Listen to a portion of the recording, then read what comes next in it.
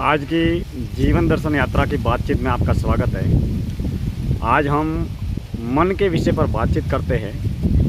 मन और मन की अवस्था।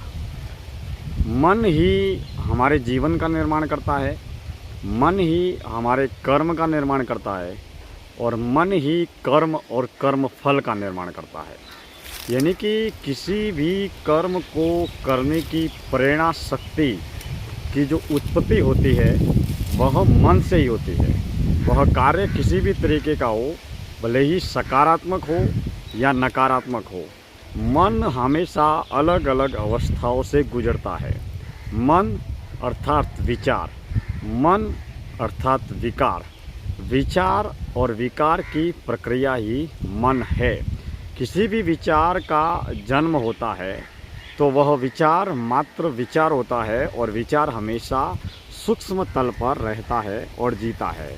लेकिन विचार संसार के बाजार में शब्द, वाणी और आवाज़ का चोला पहनकर संसार में, समाज में, बाजार में गति करता है।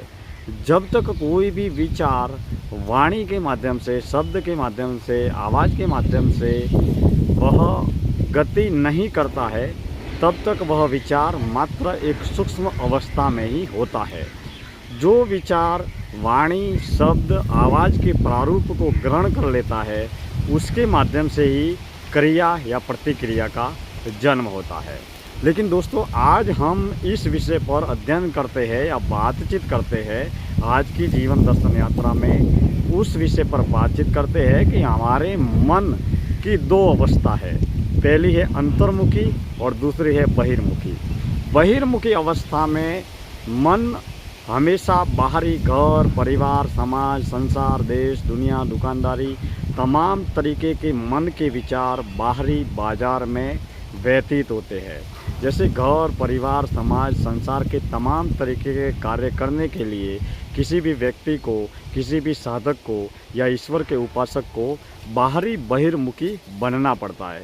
यानी कि उसकी जो पंच ज्ञान इंद्रियां है वो बाहरी बहिर्मुखी दिशाओं में सक्रिय होती है, संचालित होती है और घर, परिवार, समाज, तमाम तरीके के रोजगार, कारोबार, कार्य करने के लिए, घर परिवार का संचालन करने के लिए बाहरी बहिर्मुखी दिशा में हमारे मन की ऊर्जा का, विचारों की ऊर्जा का व्यतीत होना, खर्च होना और उसका उपयोग में होना अत्यंत आवश्यक है। क्योंकि हम अंतर्मुखी, आंतरिक, आत्म केंद्रित जीवन जीकर हम बाहरी बाजारों दुनिया का संचालन नहीं करते। जब हम बाहर